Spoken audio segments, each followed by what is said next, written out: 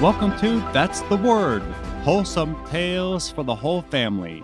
I'm Father James Yamauchi.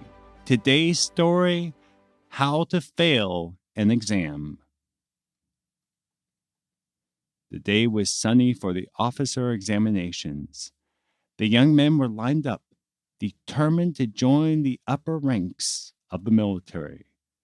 As the day progressed, senior leaders of the military led them through the day's exercises. One young man in particular, they noted, was rather determined.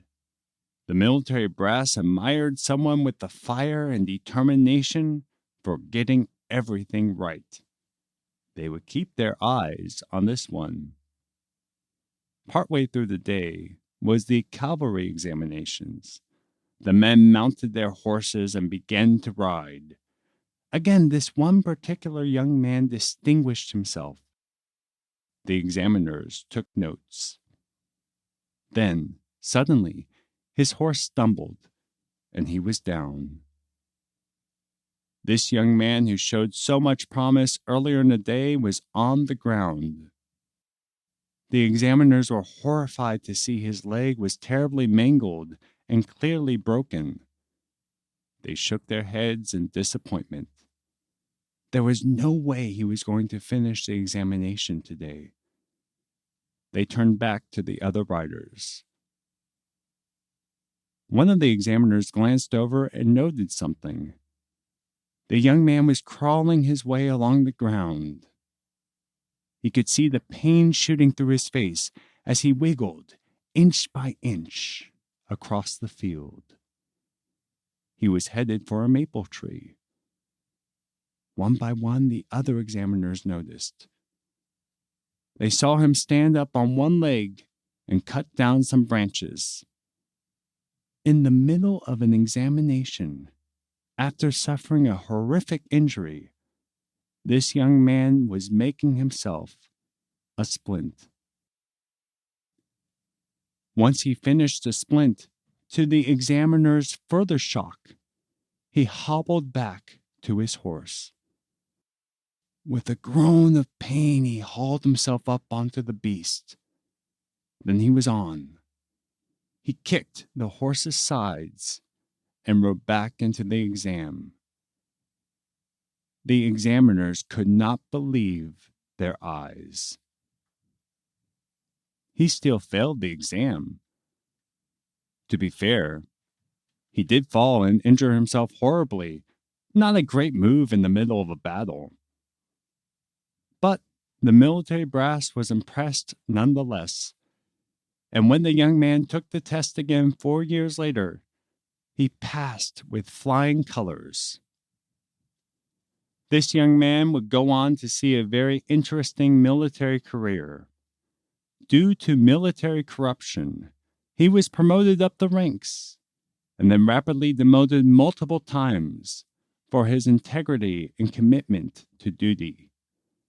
The lax military atmosphere did not appreciate his stern approach to training and discipline. But when war broke out in his country, this young man was the only one who was able to do anything about it. While the rest of the military suffered loss after loss, his small navy was the only thing keeping his country afloat and preventing the invading armies from totally overrunning the country. This military hero died on the deck of his flagship, amid the smoke of the last battle of the war. His last commands to his sons were to keep beating the war drums and press on the fight. This man, once shunned by the government, but loved by the people, was given the highest honors after his death. It was truly he who single-handedly prevented the Japanese from invading and overrunning Korea during the Imjin War. A military commander known for his determination, tactical genius, and sheer force of will. The admiral named Yi Sun-shin. And for this week, that's the word. We realize many people may not know who is this Admiral Yi Sun-shin. And we actually discussed before recording whether or not we should tell this story, but it is a wholesome tale. It talks about someone's integrity and willingness to be able to pursue the good, even in the midst of obstacles.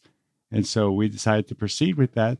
And also because it's just a fascinating piece of history. And I realized when I was in Rome, there were a lot of tourists from Asia. And it just reminded me of how there's a whole nother culture, a whole nother civilization. And for most people in the Western world, we're just very unfamiliar with its history, even modern history. And it's very good to be able to understand a little bit about it. Yeah, I was actually not able to find too many sources in English for this story. So I think this is somewhat legend, this particular thing, but the fact that this guy was around and everything that he did is not legend.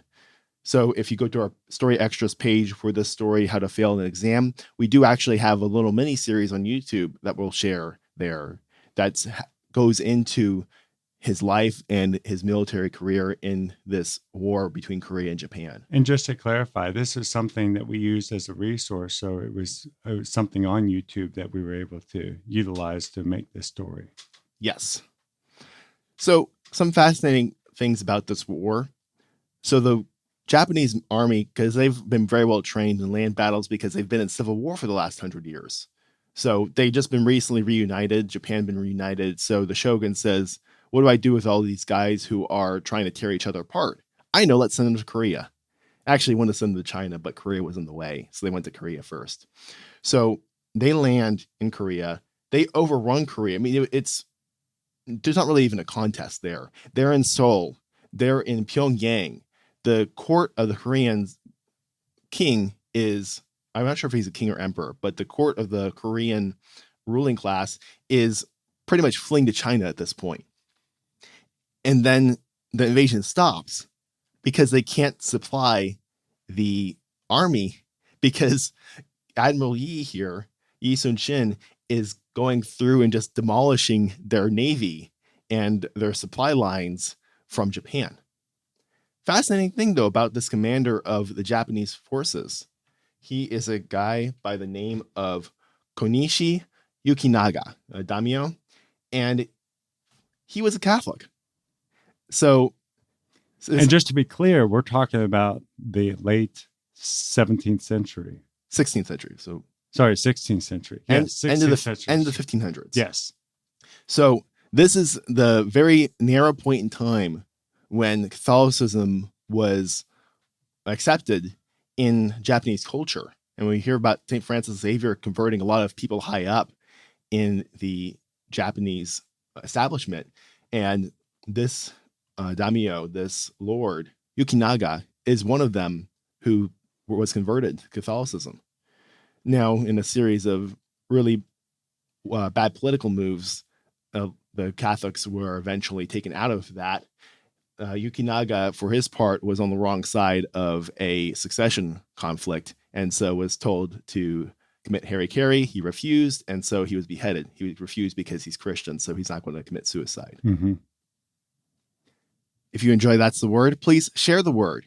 You can find our story extras for this story in the show notes below. You can also go to our website, sonsofthunderrock.com, and check for How to Fail an Exam, where you can see a series on Admiral Yi and learn more about this incredible man. And you can also sign up for our weekly newsletter at sonsofthunderrock.com. And that's also where you can find our social links and our email if you want to give us story ideas, give us feedback, or let us know if you actually knew who Admiral Yi was before the story. If you know who Admiral Yi was, that is incredible. Thanks for listening, and join us next Wednesday for another wholesome tale for the whole family.